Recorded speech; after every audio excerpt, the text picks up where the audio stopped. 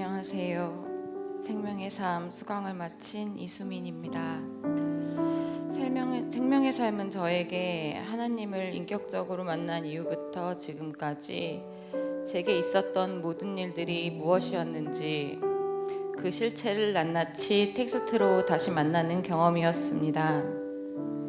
제게 생명의 삶이 어떤 의미였는지를 들고 성도님들 앞에 서려니 저의 옛사람과 제게 오신 하나님에 대해 먼저 나누지 못하면 어쩐지 진짜가 아닌 것 같은 마음이 들어 제 개인적인 이야기를 함께 하겠습니다.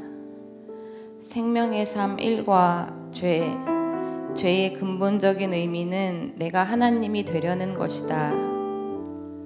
저는 중고등학교 시절 학업을 이유로 점차 하나님을 멀리하기 시작하여 대학에 들어가고서는 완벽하게 떠난 채 살았습니다. 간간히 가정 분위기에 떠밀려 예배 자리에 앉기는 했지만 예배를 드린 적은 없었습니다.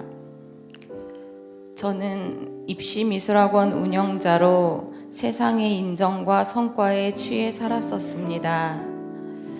소위 맘카페에서 빅3에 꼽히며 오랜 기간 높은 합격률을 자랑했기 때문에 과열된 사교육 시장에서 입시를 앞둔 학부모님들과 학생들에게 저는 업계의 능력자, 권위자로 존재해야 했습니다.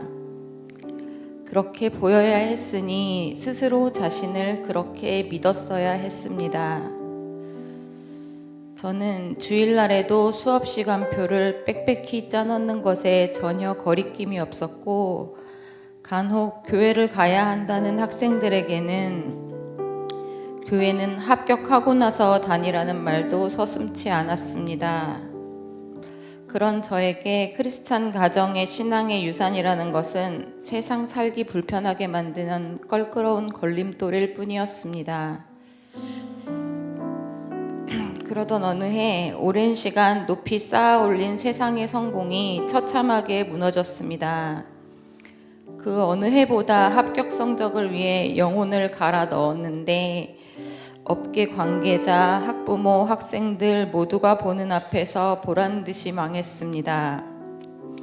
유례 없이 바닥을 친 성적표가 맘카페에 도배될 때 저도 같이 땅 밑으로 꺼져 내렸습니다. 세상의 인정만이 유일한 가치인 양 알던 제게 이 요란한 실패는 번아웃이 되어 너덜너덜 피폐해졌습니다. 참패의 세상적인 이유는 아직 모르겠습니다. 그치만 그때 하나님께 무릎 꿇었어야 했다는 것을 지금은 압니다. 그러나 안타깝게도 저는 그렇게 하지 못했습니다. 20년 몸담은 일터를 도망치듯 나와 다른 색깔로 제 마음대로 살았습니다. 쉰 적 없었던 시간들에 대한 보상이라도 찾듯 모임, 쇼핑, 과도한 SNS, 자극적인 미디어 등 제게 도파민이 될 만한 것들을 뭐든 찾았습니다. 낮과 밤이 바뀌어도 상관없었고 위법하지 않은 선에서 허락된 방종이 위로가 된다고 착각했습니다. 이과 하나님의 사랑. 하나님은 우리와 진정한 사랑의 관계를 갖고 싶어 하신다. 어쩌면 하나님께서 이런 저를 더는 지켜보실 수 없었나 봅니다. 제게 이름도 이상한 보그트 고야나기 하라다 병이라는 병이 찾아왔습니다. 자가 면역 질환으로 면역 반응에 이상이 생겨 세포를 공격하는 병입니다. 하룻밤 사이에 어처구니 없이 한쪽 눈과 귀가 보이지 않고 들리지 않게 되어 응급실을 통해 입원 치료를 시작했습니다. 염증으로 눈과 귀가 멀었으니 스테로이드를 하루에 1리터씩 몸에 들이부으면서 급한 불을 끄는 치료였습니다. 극한 대용량의 스테로이드를 부작용을 부르는 치료가 진행되는 중에도 저는 묘하고 이상한 생각이 들었습니다. 하나님이 이렇게까지 오라고 하시는데 그만 말 들어야겠는데? 나 이제 교회 가겠네? 이런 엉뚱한 생각입니다. 한쪽 눈이 안 보이고 귀가 안 들리는데도 무섭기보다는 어서 나와서 교회에 나갈 기대감 같은 게 실제로 일어났습니다. 응급하게 이뤄졌던 치료로 청력과 시력이 차차 회복되고 퇴원하는 그 주에 바로 옥수교회로 인도되었습니다. 낯선 교회 구석진 자리에서 예배라는 것이 생각보다 쉽지 않아서 외부인처럼 남들 예배드리는 모습을 구경하는 게 전부였습니다. 실망도 크고 속상했습니다. 기도가 막막해 하나님 저 안 되는 것 같아요. 도와주세요만 반복했습니다. 그때 강단 왼쪽에 고난주간 특별 새벽기도회라는 커다란 플랜카드가 눈에 들어왔습니다. 눈이 펄펄 내리는 새벽에도 빙판을 걸어 새벽기도 다니시던 돌아가신 외할머니가 떠올랐습니다. 저걸 가보면 되려나? 구경이나 할까 싶은 마음이 들었습니다. 삶과 회개, 사과, 신앙. 회개란 죄에 관해서 하나님과 동의하는 것이다. 구원받기 위해 해야 할 것은 마음으로 믿고 입으로 고백하는 것이다. 고난주간 특세 설교는 평생 잊을 수 없을 것 같습니다.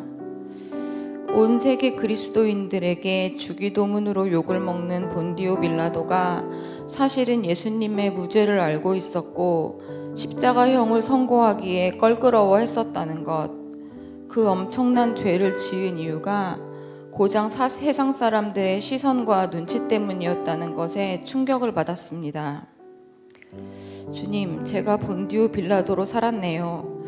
눈물이 터져나오는 고백과 함께 하나님께서는 내가 하나님 되어 산 지난 시간들을 보여주셨습니다.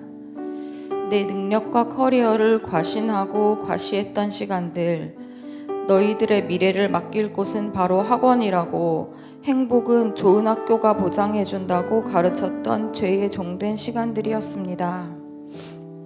나의 죄를 내 몸의 모든 수분을 통해서 눈과 코와 입으로 쏟아 받아내시더니 하나님께서는 소리가 아닌 분명한 소리로 내가 너를 위해 있는 것이 아니라 네가 나를 위해 있다. 묵직하고 뜨겁게 말씀하셨습니다. 예, 제가 주를 위해 있습니다. 그렇게 저를 항복시켜 씻기셨습니다. 오과 중생, 삶이 변해서 거듭난 것이 아니라 거듭났기 때문에 삶이 변한다. 그 주 주일 부활절 예배를 마친 그 길로 저는 4년간 제가 일방적으로 절연했던 저희 친정아버지를 찾아갔습니다. 다시는 뵐 일 없을 거라 다짐했던 친정아버지였습니다.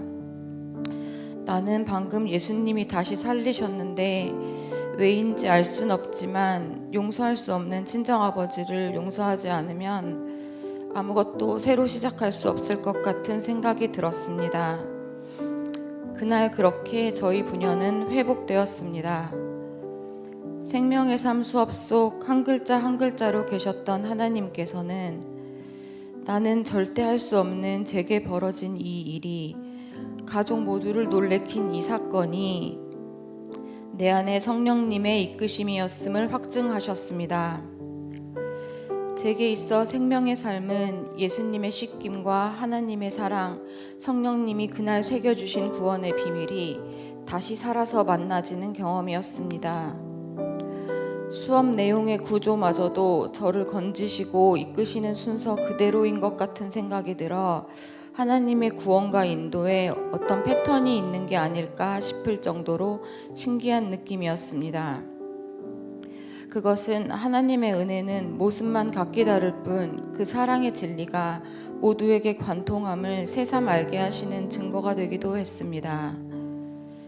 생명의 삶은 하나라도 놓칠까 흘릴까 꼭꼭 씹어 먹이시는 하나님이셨고 저의 새 생명의 삶에 대해 확인시키시고 격려해 주시고 부연해 주시고 안내해 주시는 모습이셨습니다. 저 같은 사람을 하나님이 쓰시는 교회로 인도하시고 늘 성령 충만하신 담임 목사님을 통해 온전한 그리스도인으로 설 수 있도록 가르쳐 주시는 하나님께 감사와 찬양을 드립니다. 성도님들 하늘 복 많이 받으십시오.